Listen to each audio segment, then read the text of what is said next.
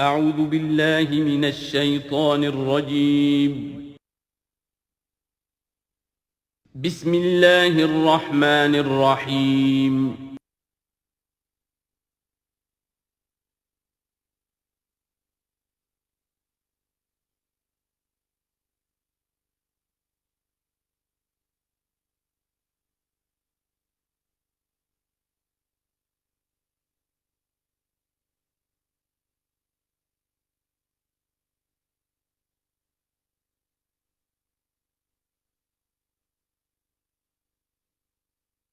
اعوذ باللہ من الشیطان الرجیم بسم اللہ الرحمن الرحیم وَلَقَدْ أَرْسَلْنَا نُوحًا إِلَىٰ قَوْمِهِ فَلَبِثَ فِيهِمْ أَلْفَ سَنَةٍ إِلَّا 50 عَامًا فَأَخَذَهُمُ الطُّوفَانُ وَهُمْ ظَالِمُونَ صدق اللہ العظیم رب اشرح لي صدری ويسر لي أمری واحلل عقدۃ من لسانی یفقہوا قولی۔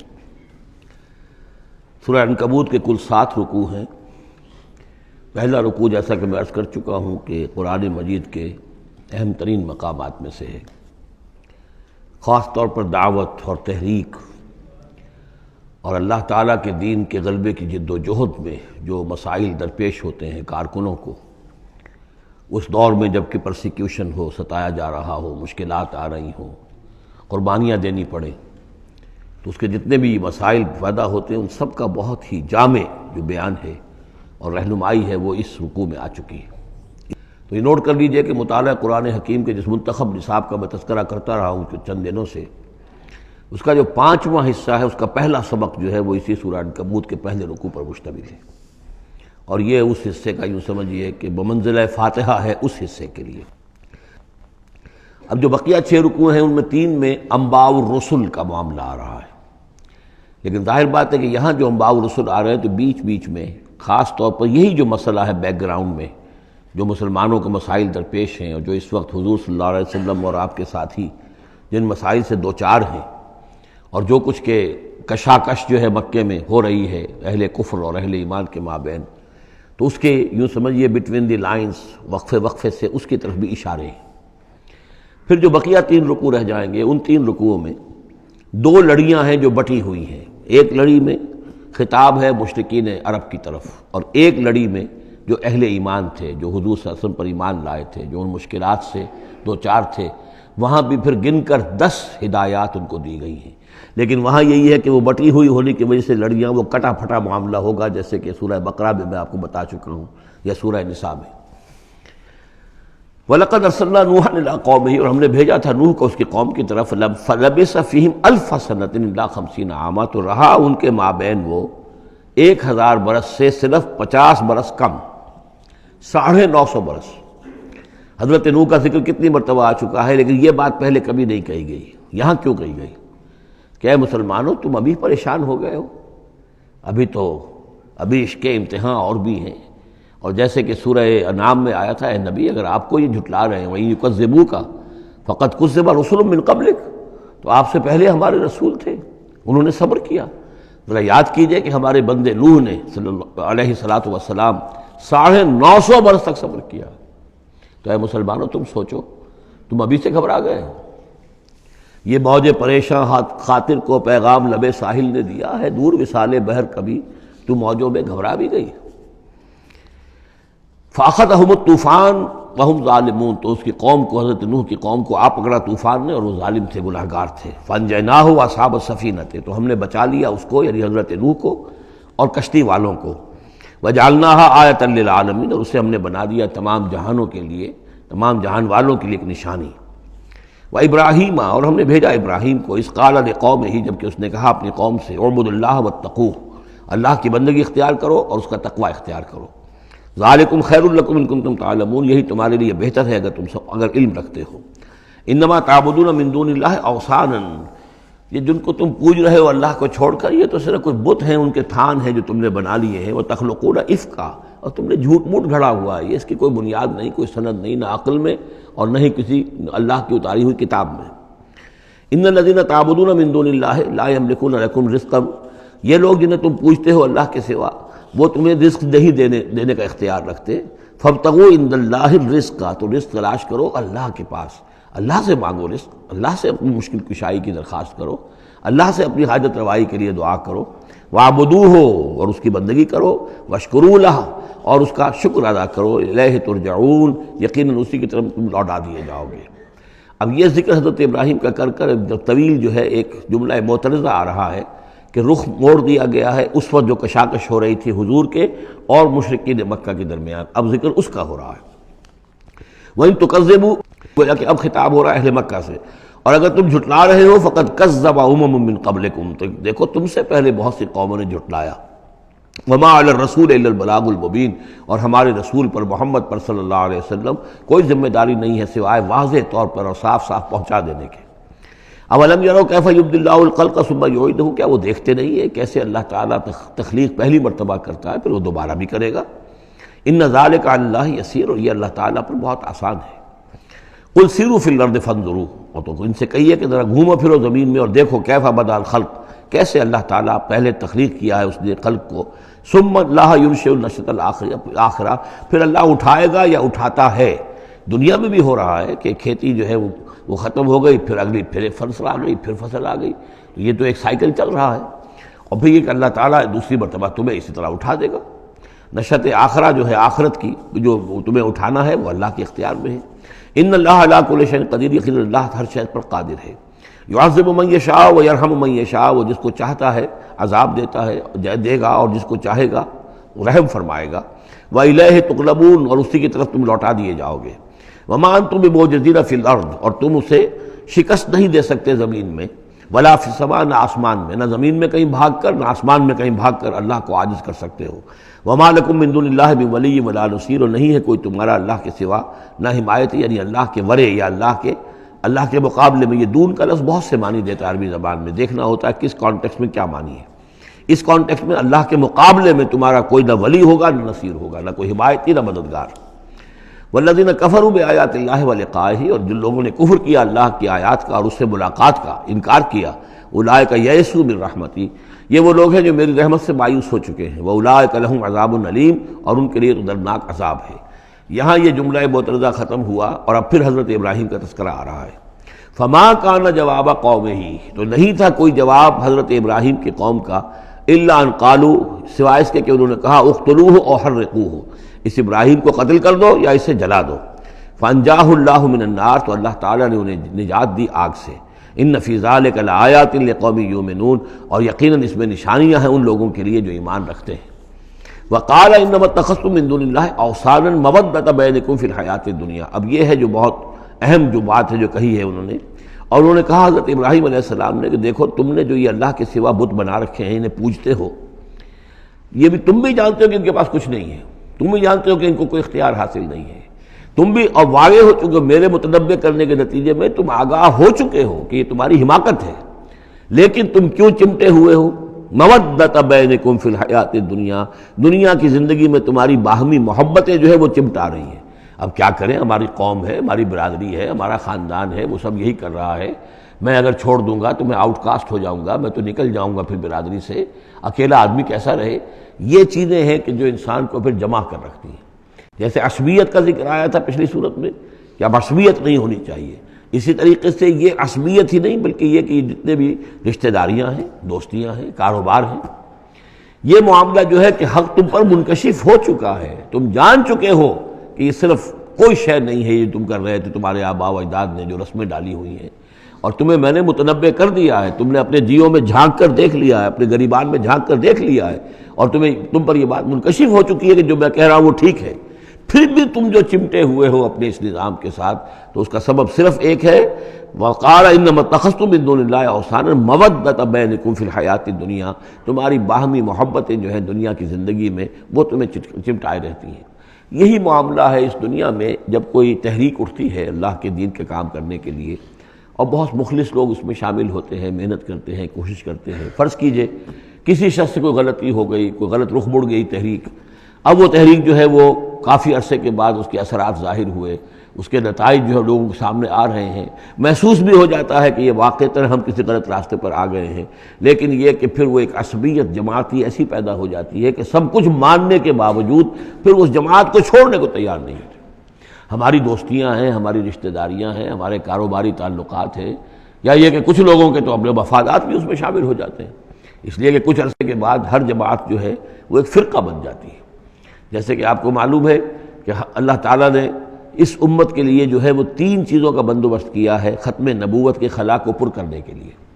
نبوت ختم ہو گئی محمد الرسول اللہ پر، تو جو خلا پیدا ہوا وہ 3 چیزوں سے پر ہوا۔ نمبر 1، قرآن کی حفاظت کا ذمہ اللہ نے لے لیا، جبکہ نہ تورات کا لیا تھا نہ انجیل کا لیا تھا۔ نمبر 2، ہر صدی میں مجددین کے اٹھانے کا اہتمام کر لیا، ایسے لوگ اٹھاتے رہے، نبی تو نہیں ہوں گے، وہی نہیں آئے گی، لیکن وہ دین کو تازہ کریں گے، دین کی حقیقی تعلیمات جو لوگ بھول چکے ہوں گے دوبارہ یاد دلائیں گے، دین کی اصل حقائق کی طرف متوجہ کریں گے۔ اور تیسرے یہ کہ ایک جماعت ضرور قائم رہے گی حق پر، لا تزال فی امتی طائفۃ قائمین علی الحق۔ اب ہوتا کیا ہے، ایک صدی میں کوئی ایک مجدد اٹھا، اس نے محنت کی، کوشش کی، جد و جہد کی، کچھ لوگ اس کے گرد آ گئے، جمع ہو گئے، اعوان و انصار ہو گئے، وہ ایک جماعت بن گئے۔ لیکن یہ کہ اگلی نسل میں کیا ہوگا، یہ لوگ جو آئے تھے اس کے ساتھ، یہ تو آئے تھے فیس ویلیو پر اس کو قبول کرنے کے، یہ دعوت صحیح ہے، لیکن ان کی اولاد اب اس لیے چمٹ رہی ہے کہ ہمارے والد تھے اس جماعت میں۔ اب یہ عصبیت کا ایک سلسلہ شروع ہوا۔ تیسری نسل میں آ کر پھر یہ ہو جاتا ہے، اتنے عرصے میں اس جماعت کا ایک حلقہ بن گیا، اس کے آپس کے دوستیاں ہیں، تعلقات ہیں، لین دین بھی ہے، رشتہ داریاں بھی ہو گئی ہیں، لہذا وہ ایک فرقے کی شکل اختیار کر لیتے ہیں۔ اب اس فرقے کے ساتھ چمٹ کر لوگ رہتے ہیں، لیکن پھر اللہ تعالیٰ کسی اور کو اٹھاتا ہے، اور پھر کوئی اللہ کا بندہ جو ہے اسی کام کو اثر نو شروع کرتا ہے۔ یہی ہوتا آیا ہے، اسی لیے ہر صدی میں مجددین، اس لیے کہ تیسری نسل میں آ کر دعوت جو ہے وہ لازماً اس کے اندر خرابی پیدا ہو جاتی ہے۔ اس لیے کہ حضور نے بھی فرمایا، خیر امتی قرنی ثم الذین یلونہم ثم الذین یلونہم، بہترین میری امت کا دور تو ہے میرا اپنا دور، پھر وہ جو میرے بعد ہیں، اور پھر وہ جو ان کے بعد ہیں۔ تو 3 نسلوں کو آپ نے خیر قرار دیا ہے۔ اس کے بعد ظاہر بات ہے زوال آیا ہے، ہمارے ہاں بھی آیا ہے۔ جب حضور کی قائم کی ہوئی جماعت میں زوال آ گیا تو اور کون ہوگا بڑا سے بڑا شخص کہ جس کی قائم کی ہوئی کسی جماعت میں زوال نہ آئے۔ تو یہ تو چیزیں ہوتی ہیں، لیکن ہر شخص کو ہر وقت دیکھنا چاہیے کہ آج کے دور میں دین کا وہ کام کس کے حوالے اللہ نے کیا ہے، کس کو توفیق دی ہے جو صحیح طریقے پر اس کام کو کر رہا ہے، اور اس کا ساتھ دینا چاہیے۔ کسی جماعتی عصبیت، جس طرح کسی قبائلی عصبیت کے اندر مبتلا نہیں ہونا چاہیے، ایسے ہی کسی جماعتی عصبیت میں بھی مبتلا نہیں ہونا چاہیے۔ یہ ہے وہ اہم بات جو یہاں آئی ہے۔ قال انما اتخذتم من دون الله اوثانا مودة بينكم في الحیاۃ الدنیا ثم یوم القیامۃ یکفر بعضکم بعضا ببعض، پھر قیامت کے تم ایک دوسرے کا انکار کرو گے، تم ابھی تو بڑی دوستیاں ہیں، بڑا گٹھ جوڑ ہے، وَيَلْعَنُ بَعْضُكُمْ بعضا، اور تم میں سے بعض دوسروں کو لعنت کریں گے، وَمَأْوَاكُمُ النَّارُ، اور تم سب کا ٹھکانہ ہوگی آگ، وَمَا لَكُم مِّن نَاصِرِينَ، اور نہیں ہوگا کوئی تمہارے لیے مدد کرنے والے۔ فآمن لہ لوط، تو حضرت لوط ایمان لے آئے حضرت ابراہیم پر، وہ ان کے بھتیجے تھے۔ وقال انی مہاجر الی ربی، اور حضرت ابراہیم نے کہا میں اپنے رب کی طرف ہجرت کر رہا ہوں۔ وہ اپنا ملک چھوڑ کر چلے آئے شام کی طرف۔ قرآن مجید میں کہیں بھی پھر اس کے بعد یہ تذکرہ نہیں ملتا کہ ان کی قوم کا کیا حشر ہوا، پیچھے ان کو ہلاک کیا گیا، کیا ہوا، واللہ عالم۔ انہ هو العزیز الحکیم، یقیناً اللہ تعالیٰ زبردست ہے، حکمت والا۔ ووہبنا لہ اسحاق و یعقوب، اور ہم نے اسے اسحاق جیسا بیٹا دیا، یعقوب جیسا پوتا دیا۔ وجعلنا فی ذریتہ النبوۃ والکتاب، اور پھر ہم نے اسی کی نسل میں، اسی کی اولاد میں نبوت اور کتاب رکھ دی۔ یہ نوٹ کر لیجئے کہ حضرت ابراہیم علیہ السلام کے بعد کوئی نبی، کوئی رسول اس دنیا میں ان کی نسل سے باہر نہیں آیا، لیکن یہ کہ ان کی نسل کہاں کہاں پھیلی ہے یہ ہم نہیں جانتے۔ حضرت ابراہیم کے بیٹے حضرت اسحاق، ان کی نسل کتنی تھی، کہاں کہاں گئی ہے۔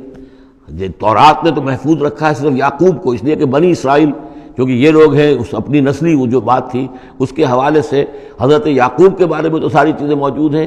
حضرت اسحاق کی کوئی اور بیٹا بھی تھا کہ نہیں تھا، عیسو تھا مثلا، تو وہ عیسو کہاں ہے، اس کی اولاد کہاں گئی۔ اس طرح بنی قطورہ، کئی بیٹے تھے حضرت ابراہیم کے حضرت قطورہ سے، تو ان میں سے صرف ایک کا ہمیں تذکرہ ملتا ہے، اور وہ ہے حضرت شعیب جس نسل میں آئے ہیں، مریم کی اولاد، باقی کہاں گئے۔ تو اسی طریقے سے یہ کہ یہ در حقیقت یہ اولاد ابراہیم کہاں کہاں پھیلی ہے، جیسے کہ میرا گمان ہے کہ ہندوستان میں بھی آئی ہے۔ نہ صرف یہ کہ ہو سکتا ہے کہ حضرت اسحاق کی اولاد میں سے عیسو کی اولاد آئی ہو اور وہ یہاں پر آباد ہوئی ہو، لیکن یہ کہ ان کا تعلق بھی یہ خاص طور پر برہمن طبقہ جو ہے، میں سمجھتا ہوں کہ وہ اسی طریقے سے ابراہیم کی نسل سے ہے۔ برہمن ابراہیم سے تعلق رکھنے والا برہمن، تو یہ میں سمجھتا ہوں کہ لفظی جو ہے اس کے اندر مناسبت موجود ہے۔ واللہ عالم، یقین سے ہم نہیں کہہ سکتے، الا یہ کہ کوئی شخص ہسٹری کا اس کو اپنا ریسرچ کا موضوع بنائے، بڑا عالم ہو وہ لائبریریاں جو ہیں کھنگالے اور پرانی تاریخیں دیکھے شاید۔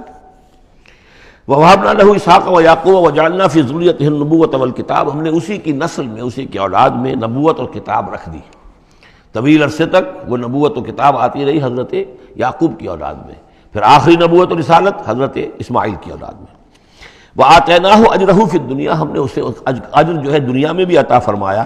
وَإِنَّهُ فِي الْآخِرَةِ لَمِنَ الصَّالِحِينَ، اور یقیناً وہ آخرت میں ہمارے بڑے نیک بندوں میں سے ہیں۔ وَلُوطًا، اور ہم نے لوط کو بھیجا، اذ قال لقومه إنكم لتاتون الفاحشة، جب انہوں نے کہا اپنی قوم سے، یہ جو قوم کہا گیا مجازن، حقیقتاً وہ قوم ان کی نہیں تھی، حضرت لوط جو ہے وہ تو بھیجے گئے ہیں ان شہروں کی طرف، یہی ایک استثناء ہے، ورنہ ہر قوم کی طرف رسول اسی کی امت اسی میں سے بھیجا گیا۔ لیکن چونکہ حضرت ابراہیم کے بعد کوئی رسول کسی اور قوم میں ہو نہیں سکتا، اس لیے عامورہ اور صدوم کی بستیوں میں جو بھیجے گئے وہ حضرت لوط ہیں جو حضرت ابراہیم علیہ السلام کے بھتیجے ہیں۔ انکم لتاتون الفاحشۃ، تم لوگ بڑی بے حیائی کا ارتکاب کر رہے ہو، ما سبقکم بہا من احد من العالمین، تمام جہان والوں میں کسی قوم نے تم سے پہلے یہ حرکت نہیں کی۔ انکم لتاتون الرجال، کیا تم مردوں کی طرف آتے ہو اپنی شہوت کو پورا کرنے کے لیے، وتقطعون السبیل، اور راستہ مارتے ہو، یعنی فطرت کا راستہ تو یہ ہے، اولاد ہوتی ہے تو ہوتی ہے مرد اور عورت کے ملاپ سے، تم نے جو راستہ اختیار کیا تو گویا کہ اس فطرت کی راہ کو تم کاٹ رہے ہو۔ وَتَأْتُونَ فِي نَادِيكُمُ الْمُنكَرَ، اور تم اپنی مجلسوں میں یہ اس کا ارتکاب کرتے ہو، یہ ان کی بے حیائی کی اور ڈھٹائی کی انتہا ہو گئی تھی۔ فما کان جواب قوم ہی، تو نہیں تھا جواب اس کی قوم کا کوئی، الا ان قالوا، سوائے اس کے کہ انہوں نے کہا، ائتنا بعذاب اللہ ان کنت من الصادقین، اے لوط اگر سچے ہو تو اللہ کا عذاب لے آؤ۔ قال رب انصرنی علی القوم المفسدین، تو انہوں نے حضرت لوط نے دعا کی، پروردگار میری مدد فرما ان مفسدوں کے خلاف۔ ولما جاءت رسلنا ابراہیم بالبشریٰ، اور جب ہمارے جو ایلچی تھے، یعنی وہ جو فرشتے آئے تھے انسانی شکل میں ابراہیم کے پاس بشرا لے کر، بشارت لے کر حضرت اسحاق کی ولادت کی، قالوا انا مہلکو اہل هذه القریہ، انہوں نے کہا کہ ہم ہلاک کرنے کے لیے بھیجے گئے ہیں ان بستی والوں کو، ان اہلھا کانوا ظالمین، یقیناً اس کے جو بستی والے جو ہیں، اس بستی کے لوگ رہنے والے وہ بڑے ظالم ہیں، گناہگار ہیں۔ قال ان فیہا لوطا، حضرت ابراہیم نے کہا اس میں تو لوط بھی تو ہے اسی بستی کے اندر۔ قالوا نحن اعلم بمن فیہا، انہوں نے کہا ہمیں خوب معلوم ہے کہ کون کون ہے اس میں۔ لننجینہ اہلہ الا امرأتہ، ہم اسے بچا لیں گے، نجات دیں گے اس کو بھی، اس کے گھر والوں کو بھی، سوائے اس کی بیوی کے، کانت من الغابرین، وہ ہوگی رہ جانے والوں میں۔ ولما ان جاءت رسلنا لوطا، اور جب وہ ہمارے ایلچی جو ہیں وہ پہنچے حضرت لوط کے پاس، سیء بہم، ان کو دیکھ کر وہ پریشان ہوئے، وضاق بہم ذرعا، اور ان کا دل جو بہت تنگ ہوا، خوبصورت لڑکوں کی شکل میں آئے تھے۔ وقالوا لا تخف ولا تحزن، انہوں نے کہا نہیں آپ نہ کوئی خوف کھائیں اور نہ کوئی رنجیدہ ہوں، انا منجوک واہلک، ہم تو آپ کو نجات دینے کے لیے آئے ہیں اور آپ کے گھر والوں کو، الا امرأتک، سوائے آپ کی بیوی کے، کانت من الغابرین، وہ پیچھے رہنے والوں ہی میں ہے۔ انا منزلون علی اہل هذه القریۃ رجزا من السماء، ہم نازل کرنے والے ہیں اس بستی کے رہنے والوں پر ایک آفت، ایک عذاب آسمان سے، بما کانوا یفسقون، بسبب اس فسق کے اور فجور کے اور گندگی کے جو وہ کر رہے تھے۔ وَلَقَدْ تَرَكْنَا مِنْهَا آیَةً بَيِّنَةً، اور ہم نے چھوڑ دیا اس میں سے، اس بستی میں سے کوئی نشانی جو ہے وہ اس وقت تک موجود ہوگی جب کہ قرآن نازل ہوا ہے، اسی لیے کہ قرآن کہتا ہے بار بار تم گزرتے ہو ان بستیوں کے کھنڈرات کے اوپر سے، بَيِّنَةً لِقَوْمٍ يَعْقِلُونَ، ان لوگوں کے لیے کہ جو عقل سے کام لے۔ وَإِلَىٰ مَدْيَنَ أَخَاهُمْ شُعَيْبًا، اور مدین کی طرف ہم نے بھیجا ان کے بھائی شعیب کو، فقال یا قوم اعبدوا اللہ، اور انہوں نے کہا کہ اے میری قوم کے لوگوں اللہ کی بندگی کرو، وارجوا الیوم الآخرہ، اور دیکھو آخرت کے دن کی، قیامت کے دن کی انتظار میں رہو، امید میں رہو، وہ قیامت کا دن آ کر رہے گا۔ ولا تعثوا فی الارض مفسدین، اور زمین میں فساد مچاتے مت پھرو۔ فکذبوہ، تو انہوں نے اس کو جھٹلا دیا، فاخذتہم الرجفۃ، تو انہیں آ پکڑا ایک زلزلے نے، فاصبحوا فی دارہم جاثمین، تو وہ اپنے گھروں کے اندر پڑے رہ گئے اوندھے ہوئے۔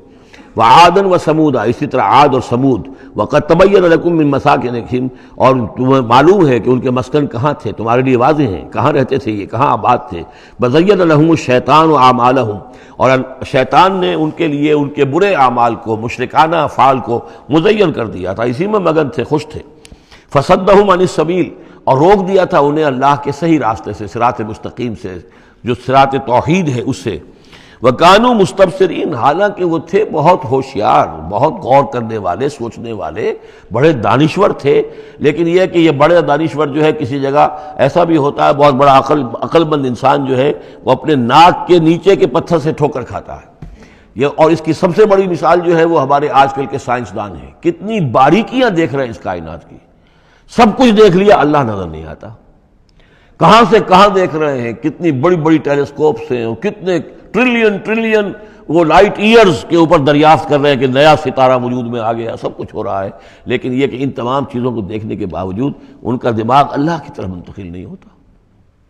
یہ ہے کہ ایک طرف سے اندھے ہیں، ایک آنکھ کھلی ہے، ایک آنکھ اندھی ہے. تو اگرچہ وہ بھی تھے بڑے ہوشیار، مستبصرین، یعنی استبصار جو ہے یہ باب استفعال، دیکھنا، بڑے غور سے دیکھا کرتے تھے، مشاہدہ کرتے تھے، آبزرو کرتے تھے، سب کچھ تھے. باقی سب کچھ نظر آیا انہیں، ڈھونڈنے والا ستاروں کی گزرگاہوں کا اپنے افکار کی دنیا میں سفر کر نہ سکا.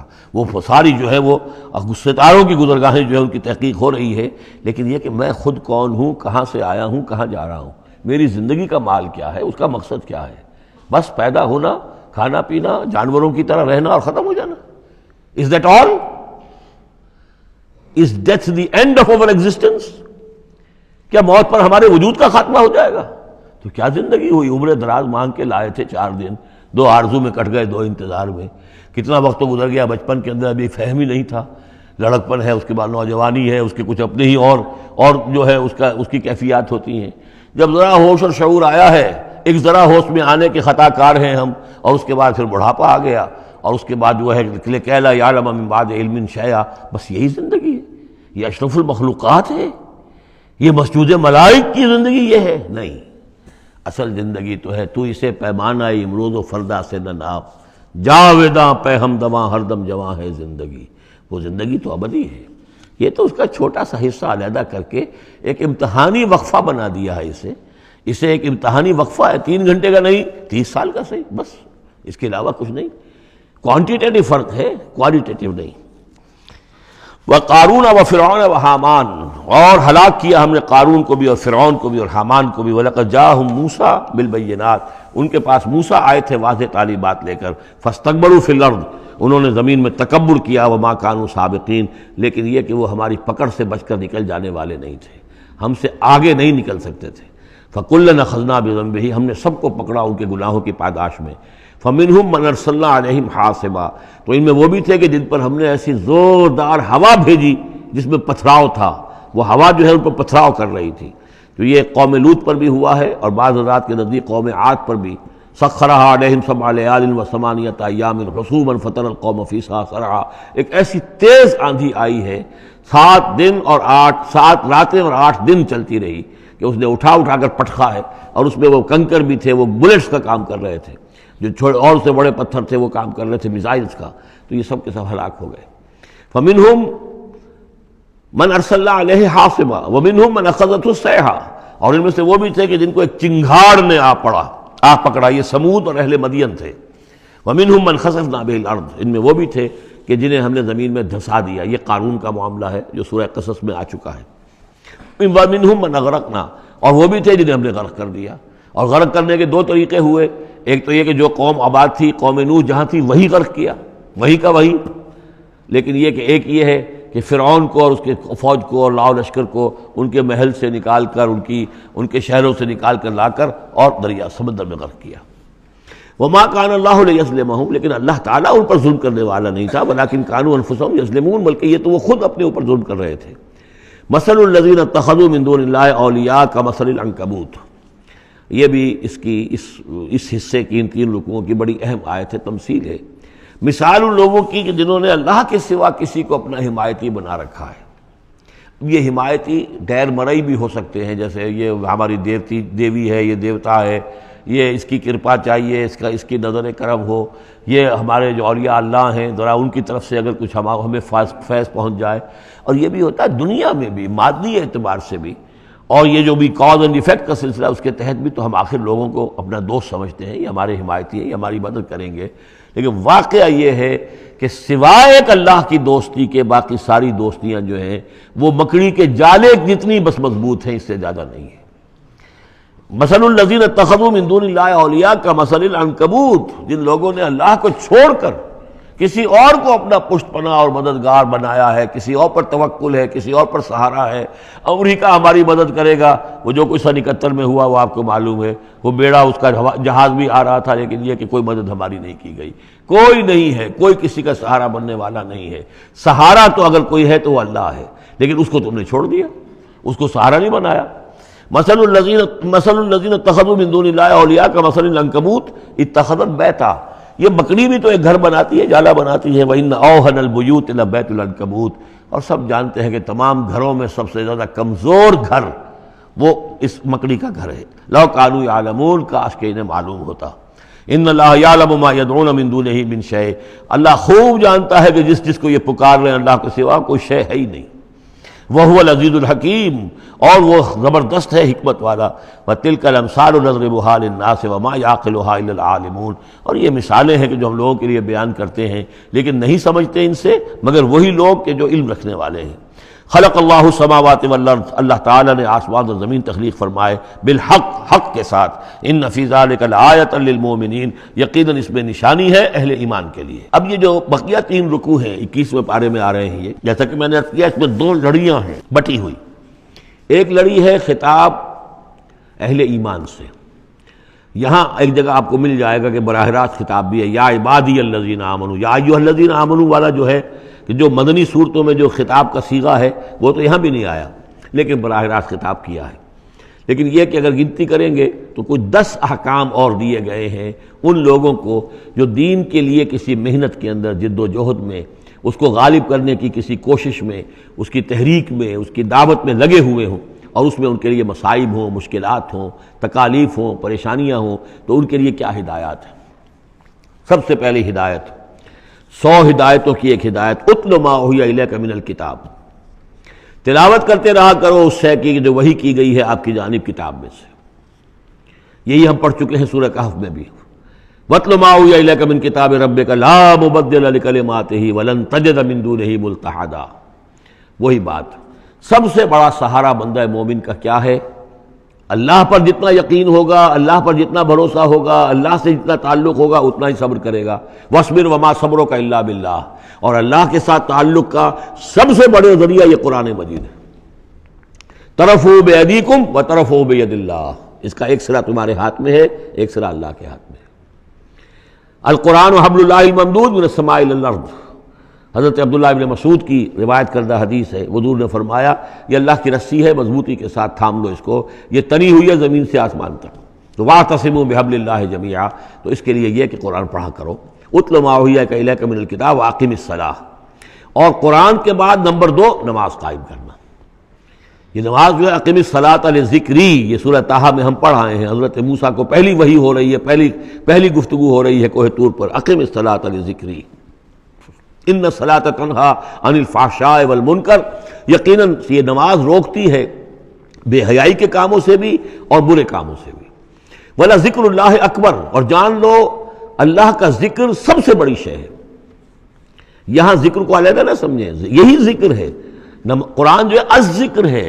ہم نے سورہ ہجر میں دیکھا الذکر، انا نحن نزلنا الذکر وانا لہ لحافظون، تو ذکر میں سب سے پہلے قرآن ہے۔ نمبر 2 اقم الصلاۃ لذکری، نماز قائم کرو میری یاد کے لیے۔ قرآن تو ہے ہی مجسم ذکر، نماز ذکر کے لیے ہے۔ اور تیسری چیز کیا ہے؟ ادعیہ معصورہ ہیں محمد رسول اللہ صلی اللہ علیہ وسلم کی، زندگی کا ہر کام کرتے ہوئے دعا ہے۔ آپ بیت الخلاء میں داخل ہو رہے ہیں تو دعا ہے، نکل رہے ہیں تو دعا ہے، گھر سے باہر جا رہے ہیں دعا ہے، گھر میں داخل ہو رہے ہیں دعا ہے، شیشہ دیکھا ہے تو دعا ہے، کپڑے بدلے ہیں دعا ہے، ہر کام کیجئے وہ، لیکن یہ کہ آپ کا اس وقت اللہ کے ساتھ ذہنی رشتہ قائم رہتا ہے۔ چوتھے نمبر پر جو بھی اور حضور نے فرمائے ہیں، یہ 33 مرتبہ سبحان اللہ اور 33 مرتبہ الحمدللہ اور اللہ اکبر، یہ بھی ذکر ہے۔ تو یہ تمام شکلیں ذکر کی ہیں، صرف کسی ایک شے کو ذکر نہ سمجھے ہمارے ہاں یہ بن گیا بس اللہ اللہ کر رہے ہیں تو ذکر ہے، نہیں، ذکر میں سب سے پہلے قرآن کی تلاوت ہے۔ اتل ما اوحی الیک من الکتاب واقم الصلاۃ ان الصلاۃ تنہی عن الفحشاء والمنکر ولذکر اللہ اکبر واللہ یعلم ما تصنعون۔ ایک تو یہ ہدایت ہو گئی، اللہ خوب جانتا ہے جو تم کر رہے ہو۔ دوسری ہدایت ولا تجادلوا اہل الکتاب الا باللتی احسن، جنہیں پہلے تم سے کتاب دی گئی تھی ان سے جھگڑا مت کرو مگر بہترین طریقے پر، ان سے بات کرو تو بڑے ہی اسلوب سے کرو، خوبصورتی سے کرو، بات کو سمجھانے کے لیے کرو، ان کی توہین نہ ہو کہ جذبات کو آپ بھڑکنے نہ دیں، ان میں حمیت جاہلی جو ہے اپنی امکانیت تک تو کوشش کریں کہ وہ بھڑکے نہ، باقی پھر وہ جو کرتے ہیں اللہ کے ہاں وہ ذمہ دار ہوں گے، لیکن ان سے گفتگو کرو تو بڑے عمدگی کے ساتھ کرو۔ الا الذین ظلموا منہم، سوائے ان کے جو ان میں سے ناانصافی پر تل گئے ہوں۔ اب یہ استثناء جو ہے دو معنی میں ہے، ایک تو یہ ہے کہ اس کا مطلب یہ کہ ان سے مجادلہ کرو ہی نہ، اور دوسرے یہ کہ اگر ان کے ساتھ کسی وقت کوئی سختی بھی کرنی پڑے، کوئی سخت جملہ بھی کہنا پڑے تو اجازت ہوگی، جہاں معلوم ہو جائے کہ یہ ہٹ درمی کے اوپر جو ہے آ گیا ہے تو وہاں اس دونوں کا امکان پیدا ہو جائے گا۔ وَقُولُوا، لیکن تمہیں ان سے کہنا کیا ہے یہ بھی سمجھ لو، تاکہ اب اس کو یہ سمجھیے کہ یہ ہمیں مسلمانوں میں جب کام کرنا ہے، مسلمان سو گئے ہیں، بھول گئے اپنے سبق کو، انہیں یاد دلانا ہے تو اسی انداز میں انہیں یاد دلانا ہے۔ قولوا آمنا بالذی انزل الینا وانزل الیکم، ان سے کہو بھائی ہم تو ایمان رکھتے ہیں اس پر بھی جو تو ہماری طرف نازل کیا گیا اور اس پر بھی جو آپ کی طرف نازل کیا گیا۔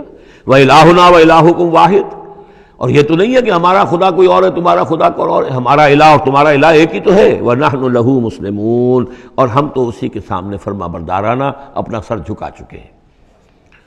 وَكَذَلِكَ أَنزَلْنَا إِلَيْكَ الْكِتَابَ، اے نبی اسی طرح ہم نے آپ کی جانب بھی کتاب نازل کی ہے۔ فَالَّذِينَ آتَيْنَاهُمُ الْكِتَابَ يُؤْمِنُونَ بِهِ، تو وہ لوگ جنہیں ہم نے کتاب دی ہے، یہود اور نصارہ، ان میں بھی وہ لوگ ہیں جو اس پر ایمان لائیں گے یا جو ایمان لا رہے ہیں، جیسا کہ ہم پڑھ چکے ہیں کہ وہ آئے تھے کچھ لوگ جو حبشہ سے ایک وفد کی شکل میں، اور مکے والوں نے انہیں ستایا بھی، استہزاء بھی کیا، لیکن وہ لوگ وہ تھے جو پہلے حضرت عیسیٰ پر ایمان رکھتے تھے، عیسائی تھے، اور اب محمد پر بھی ایمان رکھتے ہیں، تو اللہ تعالیٰ نے ان کو دوہرا اجر دیا، مرتین۔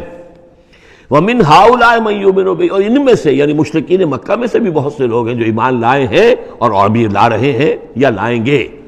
وَمَا يَجْحَدُ بِآيَاتِنَا إِلَّا الْكَافِرُونَ، اور ہماری آیات کا انکار تو نہیں کرتے سوائے وہی کہ جو ناشکرے ہیں اور جو کفر کر اڑ گئے ہوں۔ اب ایک اور دیکھیے دلیل، اب یہ حصہ جو ہے یہ دوسری ڈوری آ گئی کہ جس میں روئے سخن جو ہے مشرکین کے ساتھ رد و قضا والی بات ہے۔ وَمَا كُنْتَ تَتْلُو مِن قَبْلِهِ مِن كِتَابٍ، ارے نبی آپ تو اس سے پہلے، اس قرآن کے آپ پر نازل ہونے سے پہلے آپ کوئی کتاب پڑھتے ہی نہیں تھے، آپ دنیاوی اعتبار سے پڑھے ہوئے آدمی ہیں ہی نہیں، آپ نے تعلیم حاصل کی نہیں، لکھنا پڑھنا سیکھا نہیں۔ وَلَا تَخُطُّهُ بِيَمِينِكَ، نہ ہی آپ اپنے داہنے ہاتھ سے کچھ لکھتے تھے، کوئی کتاب لکھتے تھے، نہ پڑھتے تھے نہ لکھتے تھے۔ اِذًا لَارْتَابَ الْمُبْطِلُونَ، تو اس شکل میں تو ان کو جو اس کو باطل قرار دے رہے ہیں یہ لوگ جو جھوٹے کہہ رہے ہیں محمد کو، اس شکل میں تو پھر ان کے پاس کوئی کا کوئی شک کرنے کی گنجائش ہو جاتی کہ یہ بڑا لکھنے پڑھنے والے آدمی تھے، مشق کرتے کرتے بہت اچھی چیزیں بھی لکھنے لگے ہیں، اب ان کی زبان جو ہے منج گئی ہے، قلم جو ہے وہ منج گیا ہے، لہذا اب قرآن جیسی شے بھی تصنیف کر لی انہوں نے۔ اگر پہلے سے یہ عمل ہوتا، لیکن تم تو جانتے ہو کہ ہمارے اس نبی محمد نے صلی اللہ علیہ وسلم انہوں نے تو کبھی لکھنا پڑھنا سیکھا ہی نہیں۔ وَمَا كُنْتَ تَتْلُو مِن قَبْلِهِ مِن كِتَابٍ، اے نبی آپ تو نہیں پڑھا کرتے تھے اس کتاب سے پہلے کوئی کتاب۔ وَلَا تَخُطُّهُ بِيَمِينِكَ، اور نہ آپ اسے اپنے داہنے ہاتھ سے لکھتے تھے۔ اِذًا لَارْتَابَ الْمُبْطِلُونَ، تب تو ان لوگوں کو شک کرنے کی گنجائش پیدا ہو جاتی۔ بل هُوَ آیاتٌ بَيِّنَاتٌ فِي صُدُورِ الَّذِينَ أُوتُوا الْعِلْمَ، بلکہ یہ تو آیات بینات ہیں، بڑی روشن ان لوگوں کے سینوں میں جنہیں علم دیا گیا ہے، وہ جانتے ہیں سابقہ جو کتابوں والے ہیں۔ وَمَا يَجْحَدُ بِآيَاتِنَا إِلَّا الظَّالِمُونَ، اور ہماری آیات کا انکار نہیں کرتے مگر وہی جو ظالم ہیں۔ وَقَالُوا لَوْلَا أُنزِلَ عَلَيْهِ آیَاتٌ مِّن رَّبِّهِ، اور وہ کہتے ہیں کہ کیوں نہیں نازل کی جاتی ان کے اوپر کوئی نشانیاں ان کے رب کی طرف سے، وہی باتیں جو مستقل طور پر چلی آ رہی ہیں۔ قُلْ إِنَّمَا الْآيَاتُ مِنْ اللَّهِ، نبی کہہ دیجئے نشانیوں کا اختیار کل کا کل اللہ کے ہاتھ میں ہے۔ وَإِنَّمَا أَنَا نَذِيرٌ مُّبِينٌ، اور میں تو صرف واضح طور پر خبردار کر دینے والا ہوں۔ أَوَلَمْ يَكْفِهِمْ أَنَّا أَنزَلْنَا عَلَيْكَ الْكِتَابَ يُتْلَىٰ عَلَيْهِمْ، کیا ان لوگوں کے لیے یہ نشانی کافی نہیں ہے کہ اے محمد ہم نے آپ پر یہ کتاب نازل کر دی ہے جو ان کو پڑھ کر سنائی جا رہی ہے؟ کیا یہ قرآن معجزہ نہیں ہے؟ کتنی مرتبہ ان کو چیلنج کیا گیا اس قرآن جیسی ایک صورت ہی بنا لاؤ، 10 صورتیں بنا لاؤ، کیا یہ معجزہ نہیں ہے؟ کیا یہ عاجز نہیں آ چکے ہیں؟ اولم یکفہم، تو کیا یہ نشانی ان کے لیے کافی نہیں؟ اگر تو حق کا طالب ہو، ہدایت کا طالب ہو، تو یہ نشانی بھی کافی ہے۔ اولم یکفہم انا انزلنا علیک الکتاب یتلی علیہم ان فی ذلک لرحمۃ وذکری لقوم یؤمنون، یقیناً اس میں رحمت ہے اور یاد دہانی ہے، تذکیر ہے ان لوگوں کے لیے کہ جو مانتے ہیں۔ قل کفی باللہ بینی و بین شہیدا بینکم شہیدا، کہہ دیجئے میرے اور تمہارے درمیان اللہ کافی ہے بطور گواہ، وہ جانتا ہے کہ اس نے مجھے رسول بنایا ہے، وہ جانتا ہے کہ قرآن اس نے مجھ پر نازل کیا ہے۔ یعلم ما فی السماوات والارض، وہ جانتا ہے جو کچھ کہ آسمانوں میں ہے اور زمین میں ہے، والذین آمنوا بالباطل، اور وہ لوگ جو باطل پر ایمان رکھتے ہیں، وکفروا باللہ، اور اللہ کا کفر کرتے ہیں، اولئک هم الخاسرون، یقیناً وہی لوگ ہوں گے جو خسارے پانے والے ہیں۔ وَيَسْتَعْجِلُونَكَ بِالْعَذَابِ، یہ جلدی مچا رہے ہیں کہ لے آؤ عذاب، وَلَوْلَا أَجَلٌ مُّسَمًّى، اور اگر پہلے سے ایک وقت معین طے نہ ہو چکا ہوتا، لَجَاءَهُمُ الْعَذَابُ، تو پھر ان پر عذاب آ چکا ہوتا، وَلَيَأْتِيَنَّهُمْ بَغْتَةً، اور وہ ان پر آئے گا تو اچانک آئے گا، وَهُمْ لَا يَشْعُرُونَ، اور انہیں پتہ بھی نہیں ہوگا۔ یستعجلونک بالعذاب، یہ نبی پھر دوبارہ یہ الفاظ آئے، نوٹ کیجئے، بہت لطیف بات ہے، یہ عذاب کی جلدی مچا رہے ہیں۔ وَإِنَّ جَهَنَّمَ مُحِيطَةٌ بِالْكَافِرِينَ، حالانکہ جہنم ان کا احاطہ کر چکی ہے۔ یہ ایسے ہی ہے کہ جیسے کسی شہر کے باہر دشمن آ چکا ہو اور اس نے محاصرہ کر لیا ہو، شہر والوں کو پتہ ہی نہ ہو، تو اس طریقے سے وہ چونکہ غیر مرئی ہے، جہنم نظر نہیں آ رہی، ورنہ حقیقت میں تو جہنم ان کا احاطہ کر چکی ہے۔ یوم یغشاہم العذاب، جس دن کے عذاب ان کو آ کر ڈھانپ لے گا، ان پر چھا جائے گا، من فوقہم ومن تحت ارجلہم، ان کے اوپر سے بھی اور ان کے نیچے سے بھی، ان کے قدموں کے نیچے سے بھی۔ ویقول ذوقوا ما کنتم تعملون، اور پھر کہا جائے گا چکھو اپنے کرتوتوں کا مزہ۔ اب یہاں وہ تیسری ہدایت آ رہی، دو پہلے میں نے گنوائی تھی، اتل ما اوحی الیک من کتاب ربک، من الکتاب واقم الصلاۃ ان الصلاۃ تنہی عن الفحشاء والمنکر ولذکر اللہ اکبر، دوسری ولا تجادلوا اہل الکتاب الا بالتی ہی احسن الا الذین ظلموا منہم۔ اب دیکھیے تیسری، یا عبادی الذین آمنوا ان ارضی واسعۃ فایای فاعبدون، اے میرے وہ بندو جو ایمان لائے ہو۔ پورے مکی قرآن میں یہ آیت ہے، براہ راست خطاب، یا آئے گی آگے چل کر یا عبادی الذین اسرفوا علی انفسہم، بس یا ایھا الذین آمنوا، یہ مکی مدنی دور کی اصطلاح ہے۔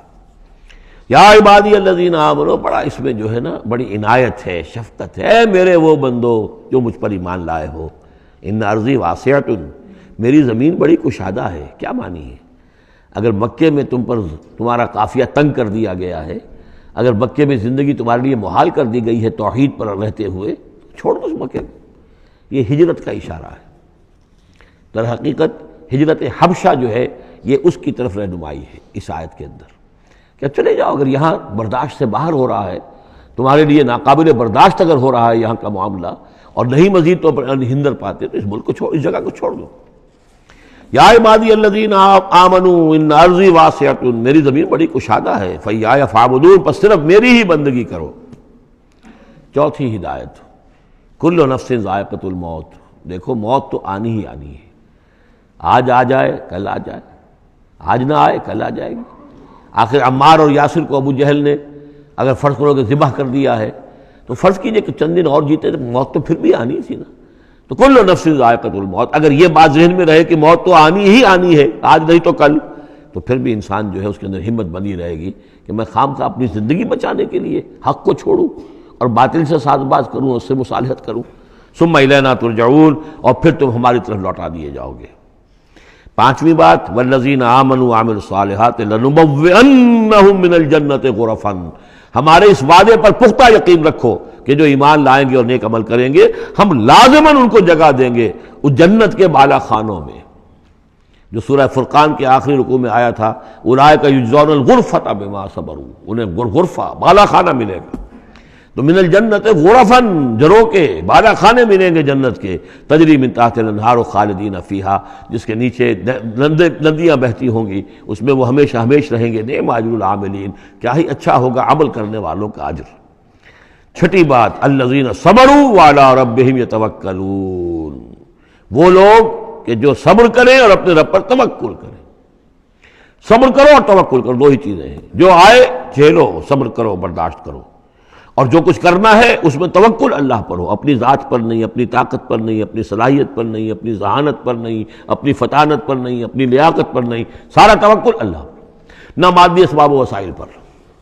اگلی ہدایت اور آ رہی ہے، وَكَأَيٍّ مِّن دَابَّةٍ لَّا تَحْمِلُ رِزْقَهَا، یہ بھی نہ سمجھو کہ تمہارا رزق جو ہے کسی کے قبضے میں ہے وہ روک دے گا، اور تمہیں کیا کھاؤ گے کیا پیو گے۔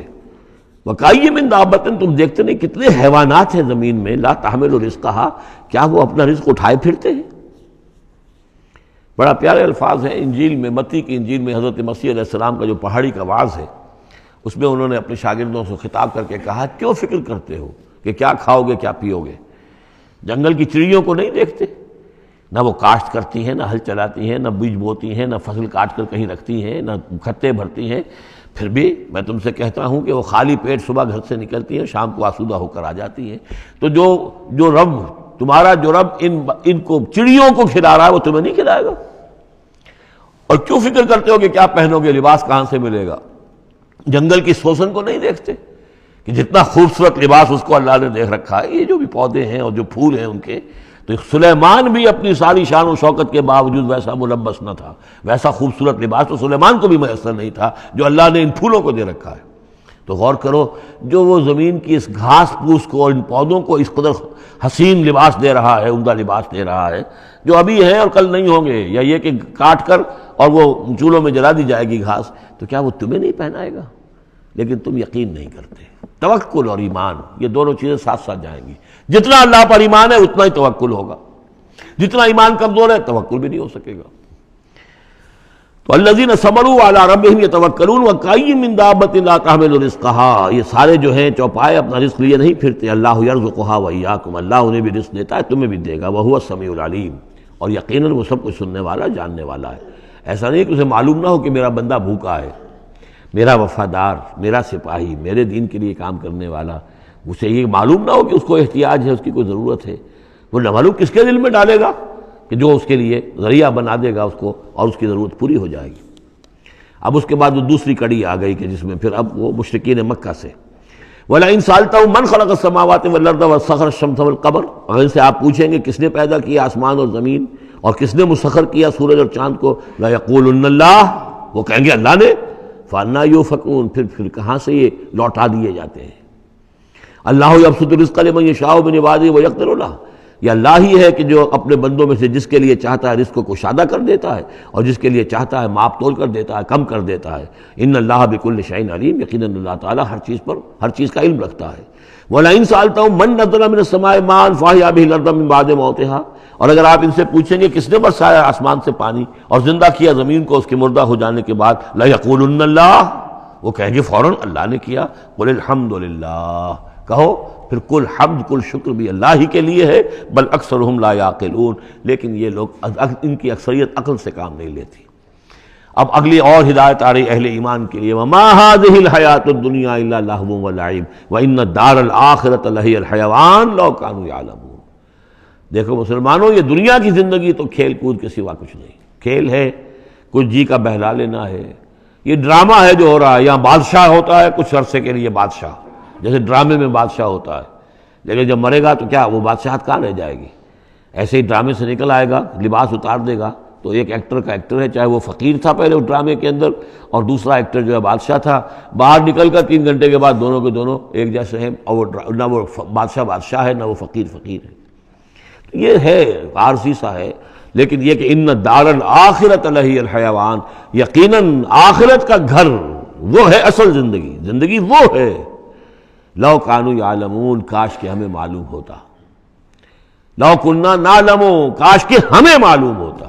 یہ بھی نوٹ کر لیجئے، آخرت کو صرف مان لینا کہ ہاں آخرت ہے، بعد سے بعد الموت ہے، یہ کافی نہیں ہے۔ یہ معلوم ہو کہ اصل زندگی وہی ہے۔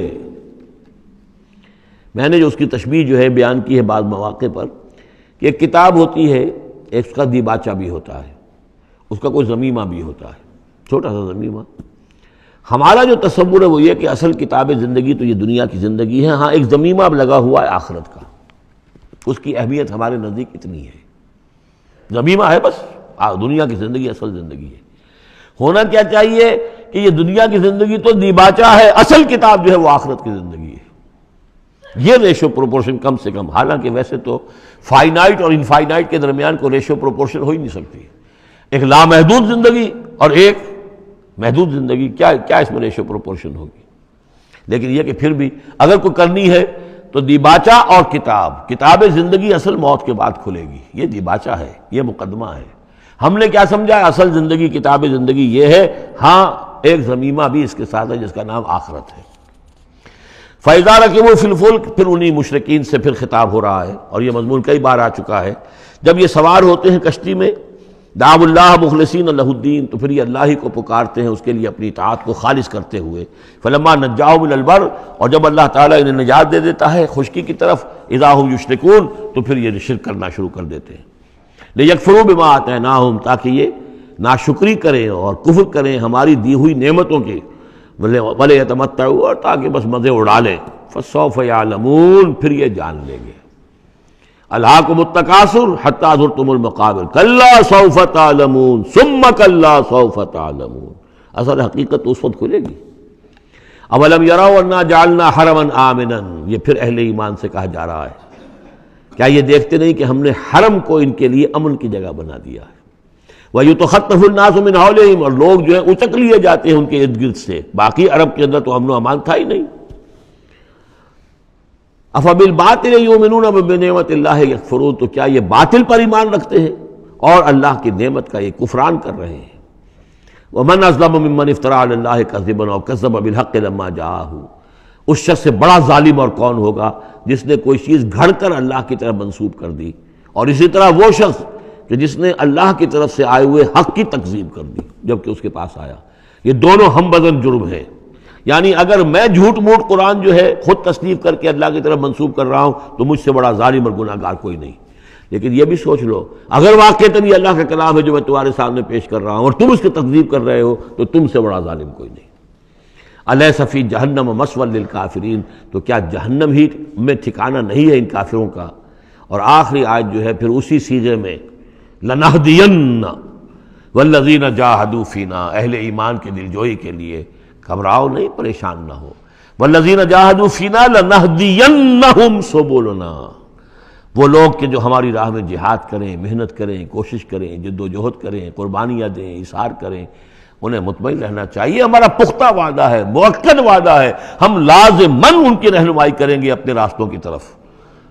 لنہدینہم سبلنا وان اللہ لمع المحسنین، اور یقیناً اللہ تعالیٰ ساتھ ہے اہل احسان کے، جو اللہ تعالیٰ کے پر ایمان اور یقین اس درجے کا رکھتے ہوں اور اس کے لیے تن من دھن لگانے کے لیے تیار ہوں، تو اللہ ان کے ساتھ ہے. یعنی اللہ کی نصرت ساتھ ہے، اللہ کی مدد ساتھ ہے، اللہ کی تائید ساتھ ہے. سورۃ الروم، بسم اللہ الرحمن الرحیم. الف لام میم. غلبت الروم فی ادنی الارض وهم من بعد غلبهم سیغلبون فی بضع سنین للہ الامر من قبل ومن بعد ویومئذ یفرح المؤمنون بنصر اللہ ینصر من یشاء وهو العزیز الرحیم. وعد اللہ لا یخلف اللہ وعدہ ولکن اکثر الناس لا یعلمون. یہ سورہ روم جو ہے، اس میں آغاز میں جو مضمون آیا ہے وہ اس اعتبار سے بہت اہم ہے کہ ایک تاریخی پس منظر بھی ہے اس کا، اور ایک بہت بڑی پیشن گوئی تھی کہ جو ان آیات میں کی گئی تھی کہ جو پھر صحیح ایگزیکٹلی جیسے کہ پیشن گوئی اللہ نے کی تھی ان آیات میں وہ پوری ہوئی. یہ آپ ذہن میں رکھیے کہ بہت طویل عرصے تک، کئی 100 برس تک تاریخ کے اندر، جب یہ ایرانی امپائر بنی ہے کہ خسرو سے سائرس کے زمانے سے 2500 سال پہلے جو بادشاہ تھا ذوالقرنین، تو ایک بڑی سلطنت یہ تھی، اور دوسری بڑی سلطنت جو تھی وہ سلطنت روما تھی. سلطنت روما کا سب سے بڑا حصہ تو خیر روم جو یورپ کے اندر تھا، لیکن یہ کہ یہ ترکی کا پورا علاقہ اور مغربی میڈیٹرینین کے ساتھ ساتھ جو ساحل ہے یہ ان کے پاس ہوتا تھا. ان دو حکومتوں میں جیسے سی سو ہوتا ہے، جھولا جھول رہی تھی تاریخ. کبھی ایرانیوں میں کوئی زوردار طاقتور بادشاہ اٹھا باصلاحیت، اس نے حملہ کیا اور رومیوں کو دھکیل دیا وہ یورپ کے اندر اور ایشیا خالی کرا لیا. کبھی رومیوں میں کوئی زبردست طاقتور کوئی بادشاہ اٹھا جو کہ جس کے اندر صلاحیت تھی، وہ آ کر ایرانیوں کو دھکیلتا ہوا پیچھے لے جاتا تھا. تو اس طریقے سے یہ سی 100 جو ہے یہ کئی 100 برس تک جاری رہا. حضور کی بعثت کے زمانے میں ایسا معاملہ ہوا ہے کہ سن 614 میں، 602 سے لے کر 614 تک، اور حضور کی ولادت ہوئی 571 میں، یعنی جب حضور کی عمر 31 برس تھی اس سے لے کر اور 45 برس کی عمر تک ایک مسلسل جنگ چلی ہے ان دونوں کے مابین، روم اور ایران کی. لیکن سن 614 میں ایک بڑی زبردست شکست دی کیخسرو پرویز. کیخسرو ثانی وہ اپنے آپ کو کہتا تھا، پہلا کیخسرو تو تھا ذوالقرنین اور ثانی میں ہوں. اب بہرحال یہ ایک بڑا باصلاحیت حکمران تھا. اس نے شکست دی ہے رومیوں کو بہت بری طرح. شام میں، اب یہ چونکہ رومی عیسائی ہو چکے تھے، سن 300 عیسوی میں یہ عیسائی ہو چکے تھے. یروشلم ان کا مقدس مقام تھا، لیکن نام رکھا ہوا تھا ایلیا. سن 70 میں جو یروشلم کو انہوں نے برباد کیا تھا، تو اس کے بعد ہیڈریان ایک رومن ایمپرر تھا جس نے کہ دوبارہ آباد کیا یروشلم کو، اور لیکن اس کا نام بدل دیا. اب یروشلم نہیں تھا یہ، اس کا نام تھا ایلیا. ایلیا میں ان کی وہ صلیب بھی تھی جو ان کے عقیدے کے مطابق حضرت مسیح علیہ السلام کو جس پر صلیب دی گئی تھی، ان کا مقدس مقام تھے یہ. ان سب سے بھی ان کو کھدیڑ دیا، تقریباً ترکی سے بھی نکال دیا. استنبول جو ہے قسطنطنیہ، اس پر بھی اندیشہ ہوا کہ شاید ایرانی حملہ کر دیں گے. اس حد تک رومیوں کا حال پتلا ہو گیا. اب ہو یہ رہا تھا کہ جو عرب میں مکے میں ادھر حضور کی دعوت ہے، شروع ہو چکی ہے، 5 برس ہو گئے حضور کو دعوت دیتے ہوئے، یا یہ کہ 15 برس ہونے کو آئے ہیں. لیکن ہوتا یہ تھا کہ یہ مشرکین مکہ یہ سمجھتے تھے کہ ایرانی تو ہمارے بھائی ہیں، وہ مشرک ہیں، آتش پرست ہیں، اور یہ نصرانی جو ہیں، یہ عیسائی جو ہیں، یہ مسلمانوں کے قریب تر ہیں، اس لیے کہ یہ عیسیٰ کو ماننے والے، موسیٰ کو ماننے والے، تو یہ لوگ جو ہیں ان سے قریب ہیں. تو وہ بغلے میں جا رہے تھے کہ مسلمانوں تمہارے جو ساتھی ہیں یا تم جیسے جو لوگ ہیں، تمہارے قریب کے لوگ پٹ رہے ہیں، دیکھو ہمارے ساتھی جو ہیں وہ بڑے فتح مند ہو رہے ہیں، وہ آگ کے پوجنے والے، وہ مشرک جو نہ موسیٰ کو مانتے ہیں، نہ عیسیٰ کو مانتے ہیں، نہ تورات کو مانتے ہیں، نہ انجیل کو مانتے ہیں، انہوں نے تمہارے ان ساتھیوں کو کس طریقے سے کھدیڑ دیا ہے، شکست دی ہے. تو اس پر مسلمانوں کو صدمہ ہوا. اس پر یہ آیات نازل ہوئی کہ اگرچہ اس وقت تو فی الواقع صورت کی بن گئی ہے، لیکن چند ہی سالوں کے اندر یہ صورت بدل جائے گی، اور یہ کہ رومیوں کو غلبہ حاصل ہو جائے گا. یہ پیشن گوئی کی گئی. اس پر پھر حضرت ابوبکر صدیق نے کسی کافر مشرک سے ایک شرط بھی مان لی کہ اگر یہ قرآن کی پیشن گوئی درست ثابت ہوئی تو تم مجھے 100 اونٹ دو گے، اور اگر غلط ثابت ہوئی تو پھر میں تمہیں 100 اونٹ دوں گا. لیکن حضور انہوں نے کیا تھا شاید 3-4 سال کا یہ عہد کیا تھا. حضور نے کہا نہیں، بضع کا لفظ آ رہا ہے اس میں کہ چند سالوں کے اندر، بضع کا لفظ جو ہے وہ 9 تک اطلاق ہوتا ہے، تو 9 سال کو رکھو، اور شرط جو ہے دوبارہ اپنی اس 9 سال کے حوالے سے اونٹوں کی تعداد بھی بڑھا دی گئی، لیکن یہ کہ پھر شرط کی مدت 9 سال ہو گئی. لیکن 9 سال کے 9ویں سال ہی وہ جو ہے وہ جو پیشن گوئی قرآن کی تھی وہ صحیح ثابت ہوئی. ہرقل جو تھا، ہرقل اعظم، اس نے پھر لمبا چکر دیا، بجائے اس راستے سے آنے کے وہ بحیرہ کیسپین کی طرف سے ہو کر، پیچھے سے ہو کر آیا ہے، اور سرپرائز اٹیک کیا اس نے ایران پر، اور بڑی زبردست شکست دی ایران کو، اور اپنی شکست کا بدلہ چکا لیا، اور یہ سارا علاقہ شام وغیرہ کا جو ہے وہ اس نے واگزار کرا لیا. اور وہی تھا زمانہ جب کہ مسلمانوں کو میدان بدر میں فتح حاصل ہوئی. تو یہ شکست 2 خوشیاں جمع ہو گئی مسلمانوں کے لیے، کہ ایک تو یہ کہ جو ان کے قریب تر تھے یعنی عیسائی، ان کو فتح حاصل ہو گئی مشرکین کے ساتھ کے مقابلے میں، کہ جو مشرکوں سے قریب تر تھے، آتش پرست تھے. دوسرے یہ کہ خود انہیں فتح حاصل ہو گئی، فتح مبین، الفرقان آ گیا بدر کا. اس کا ذکر ہے ان آیات میں. الف لام میم، غلبت الروم، رومی مغلوب ہو گئے، فی ادنی الارض، قریب کی سرزمین میں. وہ جغرافیہ تو آپ کو دکھایا تھا نقشہ، جزیرہ نماء عرب، اور اس کے اوپر ایک طرف شام ہے، ایک طرف عراق ہے، اور ادھر عراق کے ساتھ میں ایران ہے. تو قریب جزیرہ نماء عرب سے قریب ترین ممالک ہیں. فی ادنی الارض، قریب کے ملک میں رومی غالب آ گئے. لیکن وہم من بعد غلبہم سیغلبون، وہ اپنی اس مغلوبیت کے بعد ان قریب دوبارہ غالب آئیں گے. فی بضع سنین، چند سالوں میں. اور یہ بضع کا لفظ جو ہے یہ 9 تک پر اس کا اطلاق ہوتا ہے، 10 سے کم 9. تو حضور نے اسی لیے کہا کہ 9 سال، چونکہ تم شرط مان رہے، اور شرط اس وقت تک شرط لگانا حرام قرار نہیں دیا گیا تھا. ابھی نہ جوئے کی حرمت آئی ہے، نہ شراب کی حرمت آئی ہے، اس لیے اس میں آپ کوئی تعجب نہ کریں کہ حضرت ابوبکر نے شرط لگائی. تو فرمایا الف لام میم، غلبت الروم فی ادنی الارض وهم من بعد غلبہم سیغلبون فی بضع سنین للہ الامر من قبل ومن بعد. اللہ ہی کا اختیار تھا، اللہ ہی کے ہاتھ میں تھا سارا معاملہ، پہلے بھی اور بعد میں بھی. فَيَوْمَئِذٍ يَفْرَحُ الْمُؤْمِنُونَ، اس روز اہل ایمان خوشیاں منائیں گے.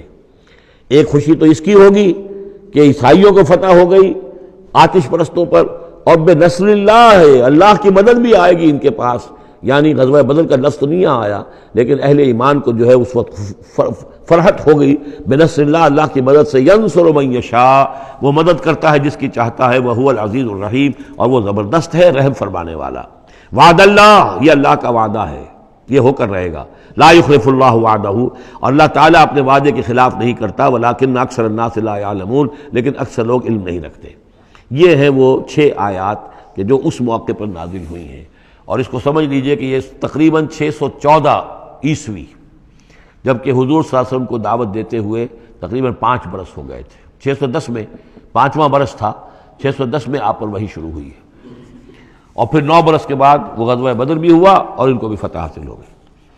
یعلمون ظاہرا من الحیات الدنیا، یہ لوگ جو ہیں، اب یہ باقی تو جو مدنی صورت مکی صورت ہے سورہ روم، اور یہ بہت مشابہ ہے سورہ نحل کے، اللہ تعالیٰ کی نعمتوں کے حوالے سے، اللہ تعالیٰ تو تذکیر بے آلاء اللہ کے حوالے سے اس کا مضمون وہی ہے بنیادی۔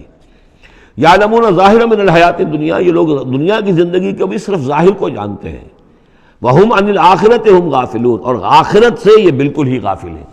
یعنی دنیا کی زندگی تو حقیقت یہ ہے کہ یہ مزرعۃ الآخرہ ہے، دنیا کی زندگی کی بھی اصل حقیقت یہ ہے کہ یہ کھیتی ہے جس میں بونا ہے آخرت میں کاٹنے کے لیے۔ وہ یہ بھول گئے کہ یہ آخرت کی کھیتی ہے، باقی جو ظاہر ہے اس کا کھاؤ پیو عیش کرو، بس یہی ان کے سامنے رہ گیا ہے، اور آخرت ان کے ذہنوں سے بالکل اوجھل ہو گئی ہے۔ اولم یتفکروا فی انفسہم، کیا یہ اپنی ذات میں غور نہیں کرتے؟ وان ما خلق اللہ السماوات والارض وما بینہما الا بالحق، نہیں پیدا کیا اللہ نے آسمانوں کو اور زمین کو، جو کچھ بھی ان دونوں کے مابین ہے، مگر حق کے ساتھ، واجل مسمى، اور ایک وقت معین تک کے لیے۔ یہ دائمی نہیں ہے، ہمیشہ رہنے والی نہیں ہے، اور یہ ایسے ہی کار عبث نہیں ہے۔ ربنا ما خلقت ھذا باطلا سبحانک فقنا عذاب النار وَإِنَّ كَثِيرًا مِّنَ النَّاسِ بِلِقَاءِ رَبِّهِمْ لَكَافِرُونَ، اور یقیناً بہت سے لوگ جو ہیں اپنے رب سے ملاقات کا انکار کرتے ہیں۔ اولم یسیروا فی الارض فینظروا کیف کان عاقبۃ الذین من قبلہم، تو کیا یہ لوگ زمین میں گھومے پھرے نہیں ہیں کہ وہ دیکھتے کہ کیا انجام ہوا ان کا جو ان سے پہلے تھے۔ کانوا اشد منہم قوۃ، وہ کہیں زیادہ تھے شدید ان کے مقابلے میں قوت میں۔ وَأَثَارُوا الْأَرْضَ وَعَمَرُوهَا، اور انہوں نے زمین کو کاشت کیا اور اس کو آباد کیا، اکثر مما عمروها، اس سے کہیں زیادہ جتنا کہ انہوں نے آباد کیا ہے۔ وجاءتهم رسلهم بالبینات، اور ان کے پاس بھی آئے تھے ان کے رسول کھلی نشانیاں لے کر اور واضح تعلیمات لے کر۔ فما کان اللہ لیظلمہم، تو اللہ تعالیٰ ان پر ظلم کرنے والا نہیں تھا، ولکن کانوا انفسہم یظلمون، بلکہ انہوں نے خود اپنی جانوں پر آپ ہی ظلم کیا۔ ثم کان عاقبۃ الذین اساءوا السوء، پھر اس کے بعد جن لوگوں نے برے کام کیے، بری روش اختیار کی، تو ان کا پھر انجام بھی برا ہوا۔ ان کذبوا بآیات اللہ، انہوں نے اللہ تعالیٰ کی آیات کو جھٹلایا، وکانوا بہا یستہزئون، اور وہ اس کا ٹھٹھا کرتے رہے۔ اللہ یبدأ الخلق ثم یعیدہ، اللہ تعالیٰ پہلی مرتبہ پیدا کرتا ہے، ثم یعیدہ، یعیدہ بار بار آیا ہے، اس کا ترجمہ کہیں میں حال میں کر رہا ہوں اور کہیں مستقبل میں۔ فعل مضارع جو عربی زبان میں وہ دونوں کو کور کرتا ہے۔ اللہ تعالیٰ کیسے پیدا کرتا ہے؟ پہلی مرتبہ، اور پھر دوبارہ پیدا کرتا ہے، یعنی فصل ہے ایک ہوئی ہے، پھر اس کے بعد دوسری ہوئی ہے، تیسری ہوئی ہے، اور یہ بھی ہے کہ دوبارہ پیدا کرے گا، یعنی آخرت میں۔ ثم الیہ ترجعون، پھر تمہیں اسی کی طرف لوٹ جانا ہے۔ ویوم تقوم الساعۃ یبلس المجرمون، جس روز قیامت قائم ہو جائے گی، مجرم اس روز جو ہیں بالکل مایوس ہو کر رہ جائیں گے۔ ولم یکن لہم من شرکائہم شفاع، اور نہیں ہوں گے ان کے شریکوں میں سے کوئی بھی ان کے لیے شفاعت کرنے والے۔ وَكَانُوا بِشُرَكَائِهِمْ كَافِرِينَ، اور خود یہ بھی اس روز پھر اپنے ان شرکاء کا کفر کریں گے جب دیکھیں گے کہ وہ ہمارا کوئی مدد کرنے کو تیار نہیں۔ وَيَوْمَ تَقُومُ السَّاعَةُ يَوْمَئِذٍ يَتَفَرَّقُونَ، جس روز قیامت قائم ہوگی اس روز یہ تقسیم ہو جائیں گے، پولرائزیشن ہو جائے گی، علیحدہ علیحدہ ہو جائیں گے۔ کیا ہوگی پولرائزیشن؟ فَأَمَّا الَّذِينَ آمَنُوا وَعَمِلُوا الصَّالِحَاتِ فَهُمْ فِي رَوْضَةٍ يُحْبَرُونَ، تو وہ لوگ جو ایمان لائے تھے اور جنہوں نے نیک عمل کیے تھے وہ ہوں گے باغ میں، اور وہاں ان کی آؤ بھگت ہو رہی ہوگی، تواضع ہو رہی ہوگی۔ وَأَمَّا الَّذِينَ كَفَرُوا وَكَذَّبُوا بِآيَاتِنَا وَلِقَاءِ الْآخِرَةِ، اور وہ لوگ جنہوں نے کفر کیا تھا اور ہماری آیات کو جھٹلایا تھا اور آخرت کی ملاقات کا انکار کیا تھا، فَأُولَٰئِكَ فِي الْعَذَابِ مُحْضَرُونَ، تو وہ عذاب میں حاضر کر دیے جائیں گے، پکڑے ہوئے گرفتار کر کے عذاب میں لا کر حاضر کر دیے جائیں گے۔ فَسُبْحَانَ اللَّهِ حِينَ تُمْسُونَ وَحِينَ تُصْبِحُونَ، یہ اسی انداز میں دیکھیے سورہ نحل میں یہ آیت آئی تھی، بس اور انعام میں بھی۔ پھر اللہ ہی پاک ہے اس وقت بھی جب تمہیں شام ہوتی ہے، تم شام کرتے ہو، وحین تصبحون، اور جب کہ تم دوپہر ہوتی ہے، وحین تصبح، جب صبح کرتے ہو۔ وَلَهُ الْحَمْدُ فِي السَّمَاوَاتِ وَالْأَرْضِ، اور اسی کے لیے ہے حمد اور تعریف آسمانوں میں اور زمین میں۔ وَعَشِيًّا وَحِينَ تُظْهِرُونَ، اور رات کے وقت بھی اور جب کہ دوپہر ہوتی ہے، ظہر کا وقت ہوتا ہے۔ یہ بھی نمازوں کے اوقات ہی کے حوالے سے، صبح کے وقت کی نماز ہے، شام کے وقت کی نماز ہے، رات کی نماز ہے، ظہر کی نماز ہے۔ یخرج الحی من المیت، وہ نکالتا ہے زندہ کو مردہ سے۔ انڈا بے جان شے ہے، اس میں زندگی کے کوئی آثار موجود نہیں ہے، اس میں سے چوزہ برآمد ہوتا ہے جاندار۔ ویخرج المیت من الحی، اسی طرح مرغی سے انڈا برآمد ہوتا ہے، اور بھی جو بہت سی چیزیں کہ جو نکل رہی ہیں۔ ویحیی الارض بعد موتہا، اور وہ زندہ کر دیتا ہے زمین کو اس کے مرنے کے بعد۔ وَكَذَلِكَ تُخْرَجُونَ، اور اسی طریقے سے تم کو بھی نکال لیا جائے گا قبروں سے، زمین میں جہاں تم دفن ہوگے، جہاں تمہارے اجزاء تحلیل ہو چکے ہوں گے، لیکن اللہ تعالیٰ اسی طریقے سے اس مردہ زمین میں سے جیسے فصل نکال لیتا ہے تمہیں نکال لے آئے گا۔ بارک اللہ لی ولکم فی القرآن العظیم ونفعنی وإیاکم بالآیات والذکر الحکیم۔